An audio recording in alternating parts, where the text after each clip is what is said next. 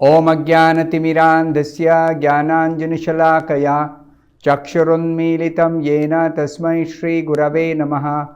Nama Om Vishnupadaya Krishna Presthaya Bhutale Srimate Bhaktivedanta Swamin Nitinamine.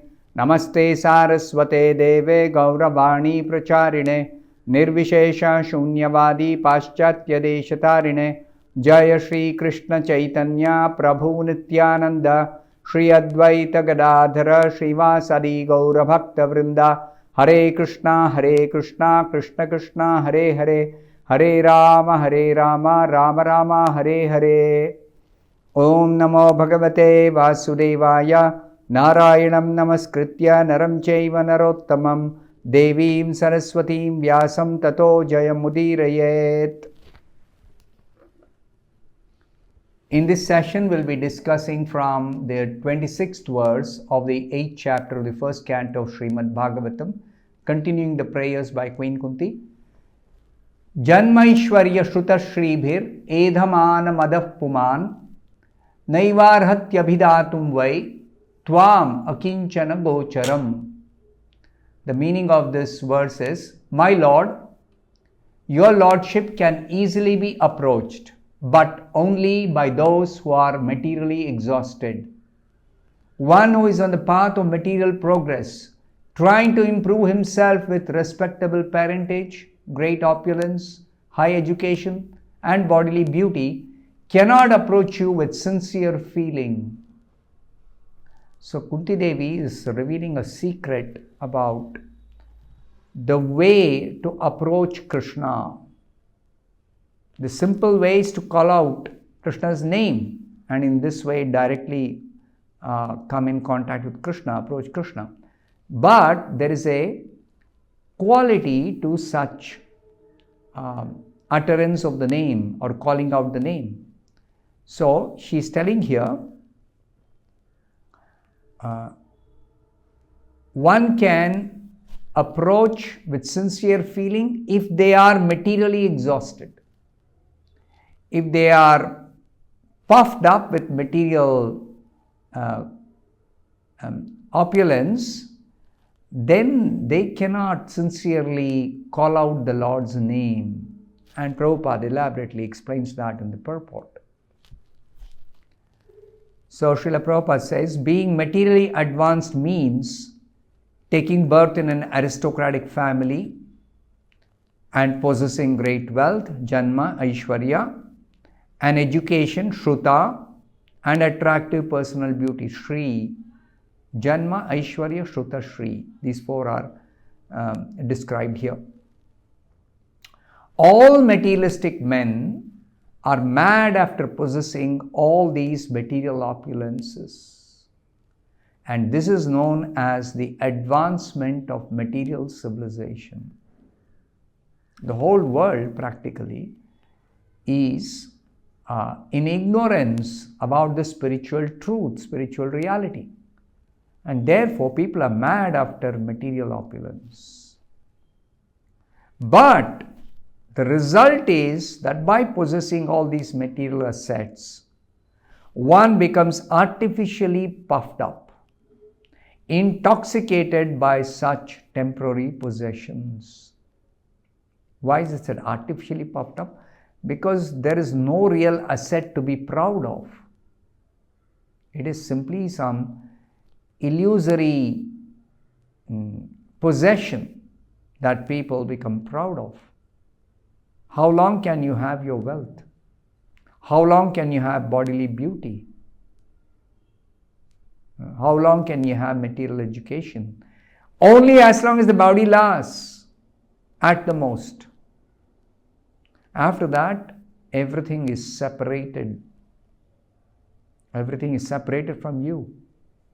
Can you take your wealth with you when you quit the body to your next life? Can you take your material education? Can you take any material possessions? No, you cannot. So therefore it is described here, these material assets makes one materially opulent, means artificially puffed up, artificially proud, and it's also intoxicating. Edamana madapuma. Mada means intoxication. Consequently, such materially puffed up persons are incapable of uttering the holy name of the Lord by addressing him feelingly, O Govinda, O Krishna. You see, the quality of uttering the name, that is important also. It's not just that somebody is able to say the name. Now, Srila Prabhupada explains a very important point here. He says, it is said in the Shastras, he's quoting from the scriptures, that by once uttering the holy name of the Lord, the sinner gets rid of a quantity of sins that he is unable to commit. That means, even once uttering the name of the Lord is so powerful, so effective, it can destroy any quantity of sin. It doesn't matter what the quantity of sin is. So, such is the power of uttering the holy name of the Lord. Chanting Hare Krishna, simply vibrating the tongue and producing the sound Hare Krishna is very, very, very powerful. So, such is the power of uttering the holy name of the Lord. There is not the least exaggeration in this statement. What the Shastras are telling, that any quantity of sin can be destroyed completely by just one utterance of the holy name, is not an exaggeration, it's a fact. It's a 100% fact. Actually, the Lord's holy name has such powerful potency. This is a secret that is known to the pure devotees and to those who are associated with the pure devotees. But there is a quality of such utterances also. It depends on the quality of feeling. So there is difference between a sincere devotee calling out for Krishna by chanting his name, by uttering his name, Krishna. And there is a difference between a sincere devotee and a person who is not so sincere, but simply makes an external show that I can also chant. No, it's not going to be effective if one is not a sincere devotee, if one doesn't utter with feeling. So that is explained by Prabhupada. A helpless man can feelingly utter the holy name of the Lord, whereas a man who utters the same holy name in great material satisfaction cannot be so sincere. So sincerity is being explained specifically here. What does it mean to be sincere in chanting Hare Krishna? It means that one has to have within the heart the feeling of utter helplessness. Utter helplessness. Srila Prabhupada says in another place that just like a very, very small child cries for the mother, the child cries helplessly. So the mother is particularly attentive to the child who cries helplessly. Immediately she attends to the child. Similarly, when one utters the Lord's holy name in helpless state of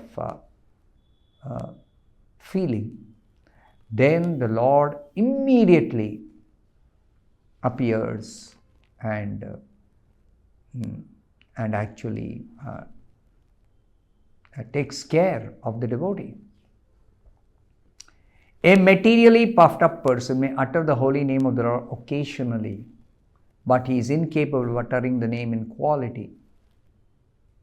So quality is not there in the utterance by materially satisfied people.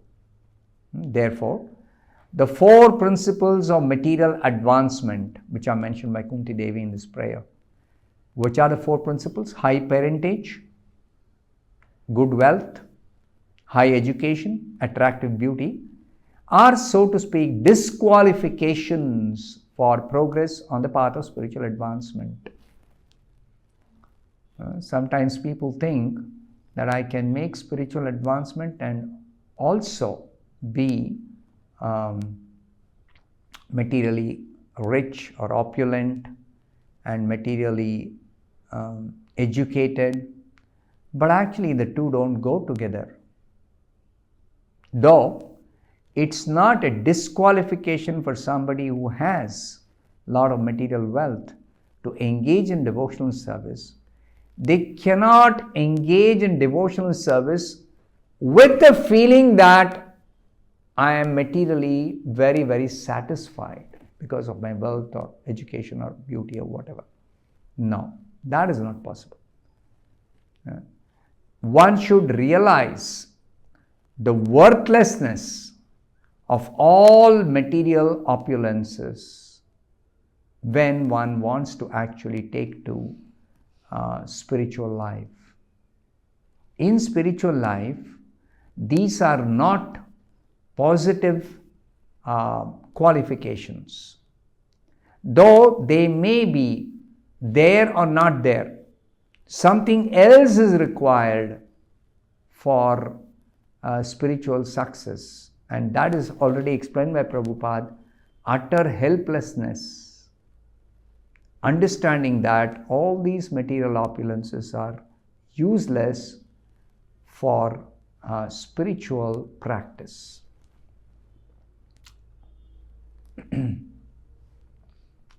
The material covering of the pure spirit soul is an external feature. All the material opulences are like an external covering. As much as the body, our mind, material intelligence, all these are external coverings of the spirit soul. As much as, here's an example, Prabhupada gives an example, as much as fever is an external feature of the unhealthy body. Very good example. The general process is to decrease the degree of the fever and not to aggravate it by maltreatment. When somebody gets fever, it is an indication of an unhealthy body. So what should one do? One should try to decrease the fever, not increase it. Similarly, it is sometimes seen that spiritually advanced persons become materially impoverished. And this is no discouragement. This is not discouraging if they become materially very poor after making spiritual advancement. On the other hand, such impoverishment is a good sign as much as the falling of temperature is a good sign. Nobody wants to increase the fever. When somebody gets fever, they want to reduce it. Similarly, material wealth, there is no need of increasing material wealth when one spiritually advances. There is no need. If one's material wealth reduces, that's a good sign. It is not a sign of misfortune, no. The principle of life should always be to decrease the degree of material intoxication, which leads one to be more and more illusioned about the aim of life. All these material assets, the high parentage and high education, material beauty, material wealth, all these are intoxicating. So that intoxication results in one becoming illusioned about the aim of life. So if somebody is really illusioned, then they are not fit for entrance into the kingdom of God. So we have to reduce this intoxication and become sober. Dhira. The Sanskrit word is dhira. Krishna says, Dhiras tatra na muhyati. One who is sober, he or she is not bewildered by this material opulence or material wealth, etc. So I'll stop here. Thank you very much. Hare Krishna.